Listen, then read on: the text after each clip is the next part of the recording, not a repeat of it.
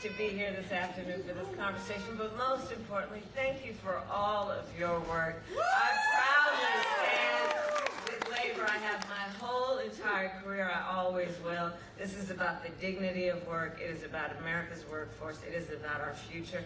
And it's just about what is right. I think that's And Senator Baldwin, where are you? I thank you for all you do. Let's re-elect her to the United States Senate.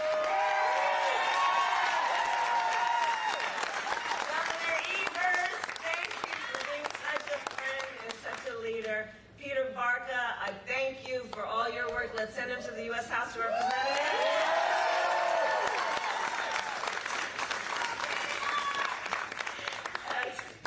And to all the labor leaders here today, including Secretary Treasurer Noble and President Reyes, I thank you all, and all the brothers and sisters of IBEW. Thank you for all the work you do. I will tell you, I think it's now an open secret, I have as a dream that I will visit every IBEW local in the country.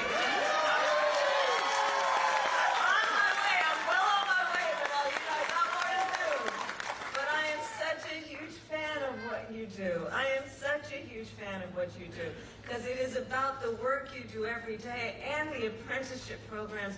You are building America and America's future.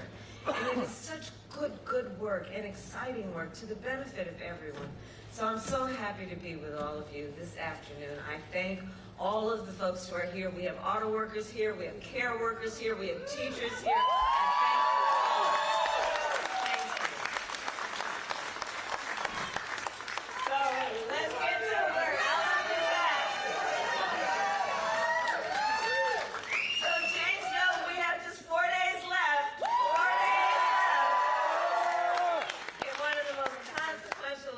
Our lifetime, and we have a lot of work still to do, but I know who's here. We like hard work. Yeah. Hard work is good work. Yeah. Hard work is joyful work. Yeah. And we will win. Yeah.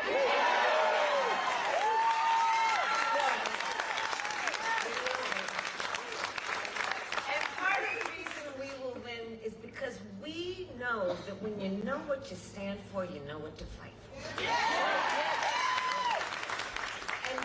An opportunity in this election to turn the page on a decade of Donald Trump, who has spent full time trying to have the American people point fingers at each other, full time trying to divide us, have people be afraid of each other. And folks are exhausted with this stuff. And we know that's who he is. That's not who we are. That's not who we are. And nobody understands better than a union member that as Americans, we all rise or fall together. Yes. Here in Janesville and across our nation, union members have helped lead the fight for fair pay, better benefits, safer working conditions. And every person in America benefits from your work. I tell people everywhere I go, thank a union member. Yes. Thank a union member. A union member if you got a 5-day work week. Thank the union member for your sick leave. Thank the union member for your paid vacation leave. Thank the union member for paid family leave, because it is union members that work and put blood, sweat, and tears into raising the conditions of the American worker, wherever they work.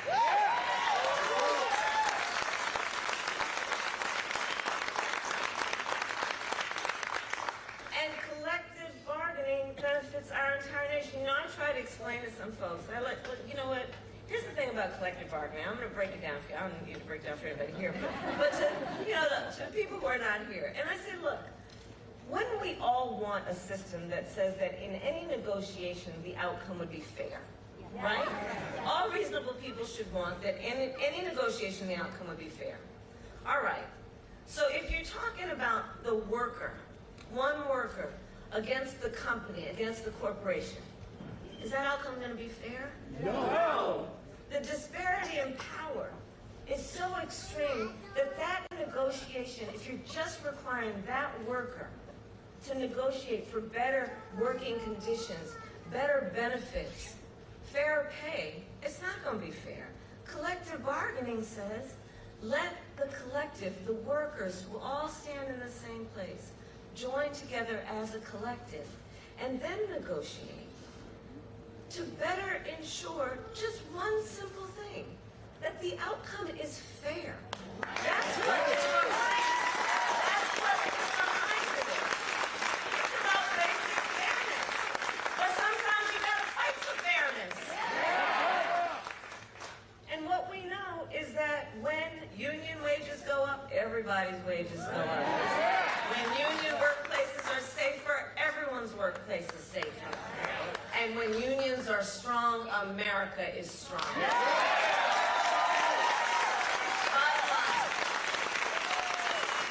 line. And everything that we have fought for is on the line in this election. In less than 90 days, it's either going to be Donald Trump or me sitting in the Oval Office.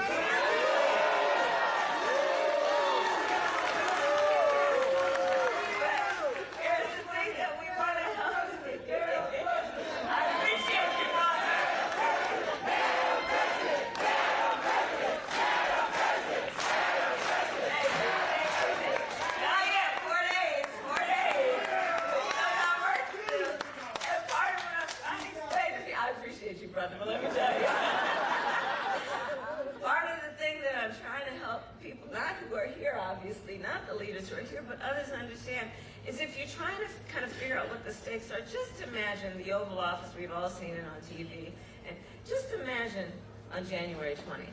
Because if he is elected, if Donald Trump is elected, he's going to be sitting in that Oval Office stewing over his enemies list. Because he spends full time plotting revenge and retribution. Full time. The man is angry. Yes, he is. Right? But you know what I'm talking about. So imagine on January 20th, it's either that, him plotting over his enemies list, or me working for you on my to-do list.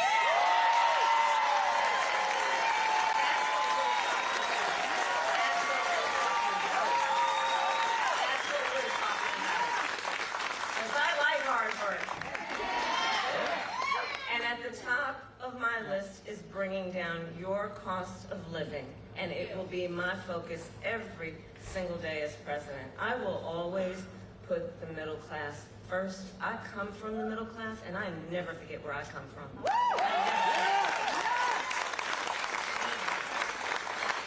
And we know to strengthen the middle class, we must make sure that America, not China, wins the competition for the 21st century.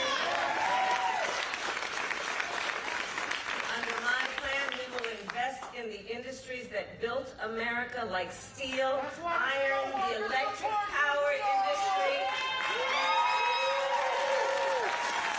And we will ensure that the next generation of breakthroughs, from advanced batteries to cutting-edge solar panels, are not just invented, but built right here in America by American workers.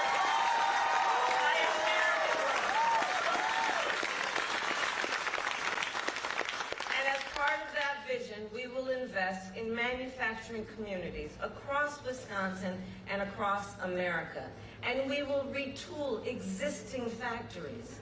They've been built out, but we need to upgrade them. They are where the people are. And where those people are, they don't want to have to leave. They want to stay home. They want their kids and their grandkids to be where they are. So we will retool those factories. We will hire locally and work with unions to create good-paying jobs, including, by the way, jobs that do not require a college degree.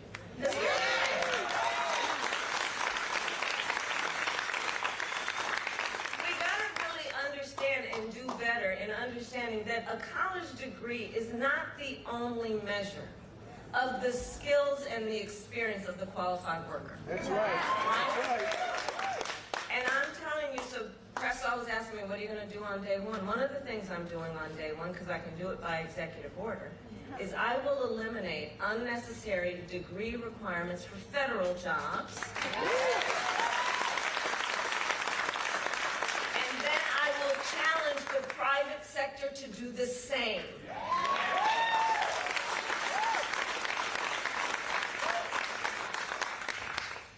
As we go forward, when we win, we will also continue to fight to expand the freedom to organize by passing the PRO Act. And work to end union busting once and for all. We will protect the pensions of union workers and retirees. I've done it before. I'll do it again. Because when it comes to your pension, Social Security, Medicare, those are retirement benefits that the people have earned, and are due without anyone trying to take them away.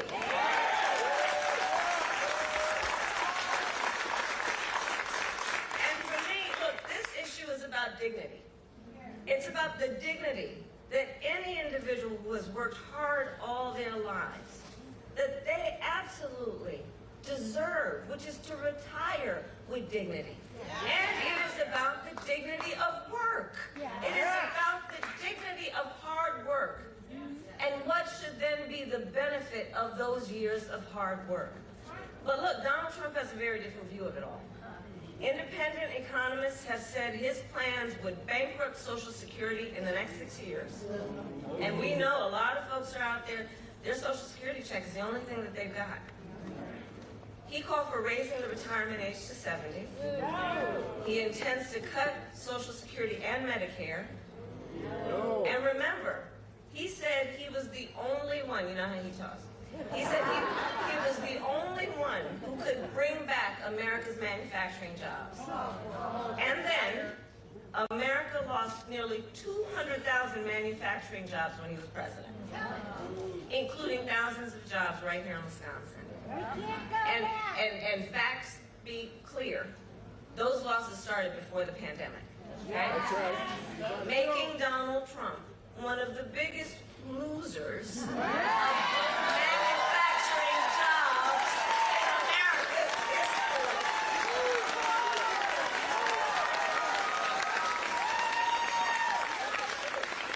And his track record for the auto industry was a disaster. As well. And so as president, he promised that the auto industry would not, quote, lose one plant during his presidency. Then American auto manufacturers announced the closure of 6 auto plants when he was president. And Janesville, you know what those closures mean for communities. Thousands of union jobs lost. Factory sites sitting empty for years. Other businesses in town then forced to close. So Wisconsin, you know all about Donald Trump's big, empty promises. He promised to stop offshoring.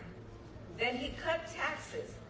He cut taxes for corporations that shipped 200,000 American jobs overseas during his presidency.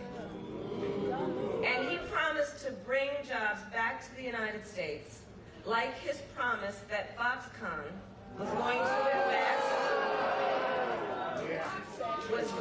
invest $10 million and create 13,000 manufacturing jobs in Mount Pleasant. You remember that? He said Wisconsin would soon be home to a manufacturing plant that he called, again, Donald Trump language, the 8th wonder of the world. Yet another empty promise. Typical for a person that is all talk, no walk. And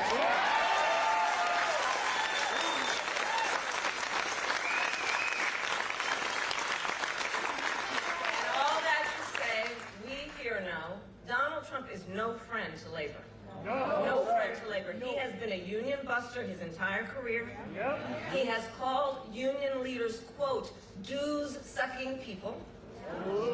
He said that he supports the so-called right-to-work laws 100%. He joked with a billionaire buddy of his about the mass firing of striking workers.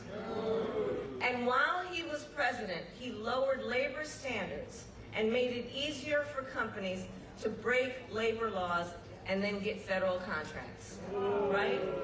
And so part of why I'm here is to ask all the leaders here, let's remind all the brothers and sisters of labor about who Donald Trump really is. Because he's got a lot of talk, but if you pay attention to what he's actually done, if you pay attention to who he has actually stood with when people needed a defender and a friend, you'll see who he really is. And we got to get the word out about this, because there's a whole lot of misinformation about what he is and who he stands with. And we know he does not stand with organized labor. So here's the bottom line. Donald Trump's track record is a disaster for working people, and he is an existential threat to America's labor movement. Yeah. And everything Donald Trump intends to do, if he is reelected, is spelled out in Project 2025, which I still cannot believe they put that thing in writing. Like they bound it, handed it out, and people read it, and now they can't handle that, right? He intends to launch a full-on attack on unions and the freedom to organize. He will ban public sector unions. I know we've got AFSCME here, right?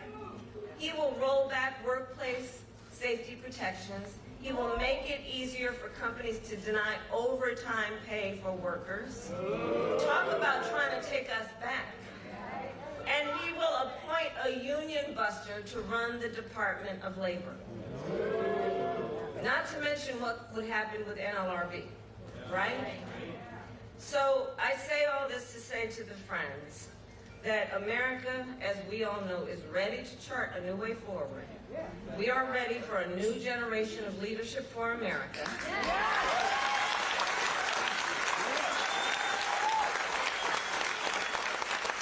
And especially the leadership that together we all offer, that is optimistic about what we can achieve when we are working together. There's a certain spirit of how we think about all this that directly relates to whether as we move forward we will be stronger or not. And here's the thing that we all know. We're not going back. We are not going back. We're not going back. We're not going back. We are not going back. And here's the thing, Janesville, it all comes down to this. We are here together because we love our country. We love our country.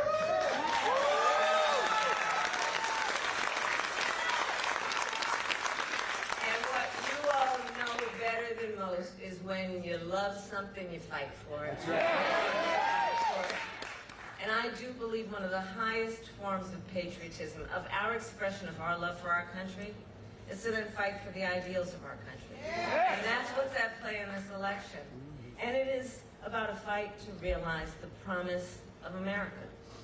So we got 4 days, and we're going to get this done, but nobody can sit by the sidelines.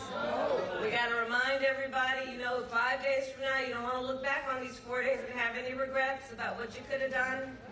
And everybody here knows how to organize, so I don't need to tell you that it's all about talking with each other. It's about reaching out to each other. It's about, in the face of a stranger, seeing a neighbor and helping, and unity, and helping people understand that the vast majority of us have so much more in common than what separates us.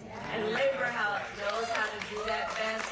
We knock on doors, know how to text and call folks, reaching out to family and friends and neighbors, and we'll remind people that their vote is their voice, and their voice is their power, right?